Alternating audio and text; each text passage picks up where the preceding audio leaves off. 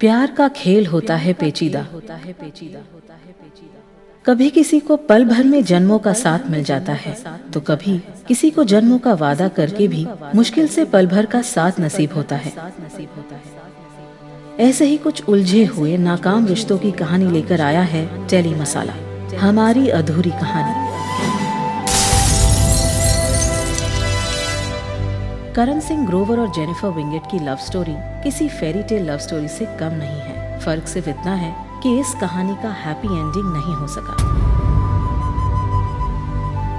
Industry के most of the breakups की तरह इनके ब्रेकअप का किस्सा भी एक सीक्रेट ही रह गया।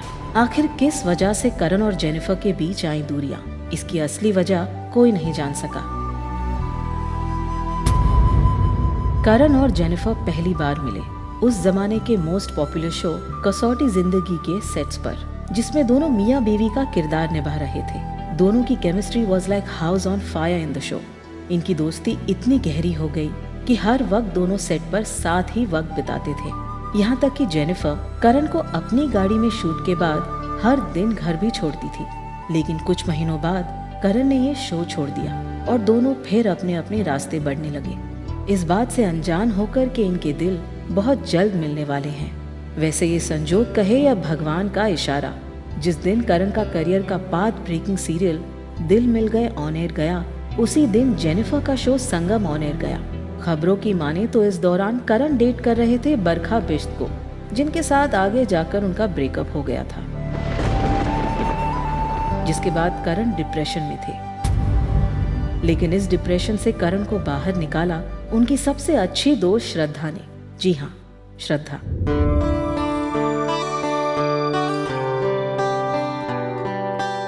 जो बन गई करण की पहली बीवी साल 2008 में।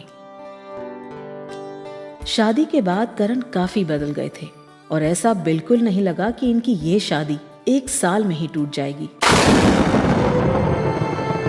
जिस वक्त करण की श्रद्धा से शादी हुई, उसी वक्त सीरियल दिल मिल गए के मेकर्स ने तीसरी बार रिधिमा के कैरेक्टर को एक नए फेस से रिप्लेस करने का सोचा, जिसकी वजह से एक बार फिर करण और जेनिफर एक साथ आए और इनकी ऑन स्क्रीन केमिस्ट्री और ऑफ स्क्रीन केमिस्ट्री इस बात का सबूत थी कि इन दोनों के दिल मिल गए हैं।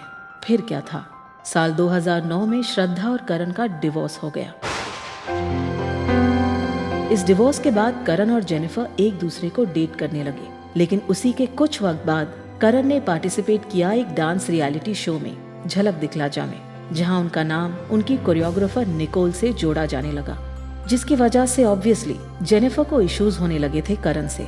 लेकिन कहते हैं ना, जब दो लोगों को प्यार होता है तो वो बड़े से बड़े तूफान का सामना कर लेते हैं। कोइंसिडेंटली शो दिल मिल गए के खत्म होने के ठीक एक साल बाद, यानी कि 28 अक्टूबर 2011 को करण ने जेनिफर को शादी के लिए प्रपोज किया, जिसको जेनिफर मना नहीं कर पाए। जेनिफर एंड करण ने सीक्रेटली 14 फरवरी 2012 में एंगेजमेंट कर ली और उसके बाद उसी साल अप्रैल में दे वर प्रोनाउंस्ड मैन एंड वाइफ। इन दोनों के फैंस की खुशी का ठिकाना नहीं रहा जब करण और जेनिफर ने पब्लिकली अपनी शादी की न्यूज को अनाउंस किया। करण और जेनिफर का प्यार उनके इंटरव्यूज में साफ झलकता था। सभी लोगों को लगा कि फाइनली करण को अपना ट्रू लव मिल गया है और अब इनका साथ फॉरएवर का है।